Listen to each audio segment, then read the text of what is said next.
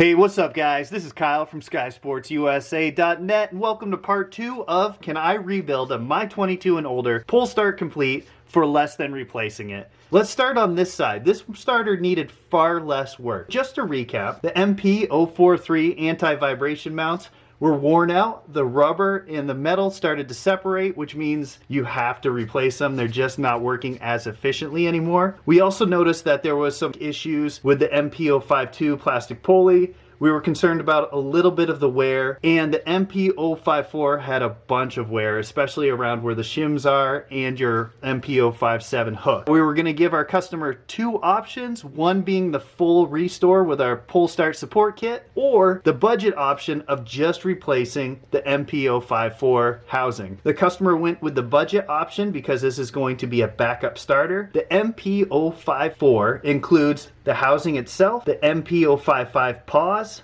the MP057 hook, and the MP056 shims. That's all brand new. That's going to work great. We cleaned up the MP052 pulley and sanded down any of the rough spots. We feel like that's going to work just fine. Also, I pressed in a new set of MP043 anti-vibration mounts. This starter is all good. It's ready for him to put the new standoffs back on and mount it on the motor, or sit in the box and wait for its time. Moving on to this starter, as you remember, it needed significantly more work. The MP054 and the MP052 got hot and melted themselves together, so when I separated them, some of the parts broke. If your starter is not recoiling properly or a little bit slow, that means it's time to pop it off, clean, and service the individual parts. This will save you a ton of money, because if this didn't break, you probably could have got away with another MP054 and been back in business. Because of the failure of this part and this part, it's going to be a little bit more money. So for this side, anti-vibration mounts were worn out, the metal separated from the rubber. We reached out to our customer and said that we think that the pull start support kit would be the move, since it includes the pulley, the housing, hook, pause, shims, and that would basically make this starter brand new again. But they asked if there was another way. So we have a bin full of individual used starter parts, and luckily we had a lightly used MP052 and MP054. We were able to offer it at a slightly discounted rate because it was used. The customer was stoked he could save a little bit of money, so we got to work. You will notice that the starter structure has a solid tip, and I taught you guys yesterday that my 20 and older have a hollow tip. For my 22, Vittorazi upgraded to the solid tip and a much larger bolt on the back to keep the center pin from spinning. When I pressed in the anti-vibration mount, like I've done hundreds of times over the years, you have to be careful and make sure you press it in straight and carefully, and that if everything's lined up. I felt like I did a good job getting everything where it needed to go, and when I pressed it in,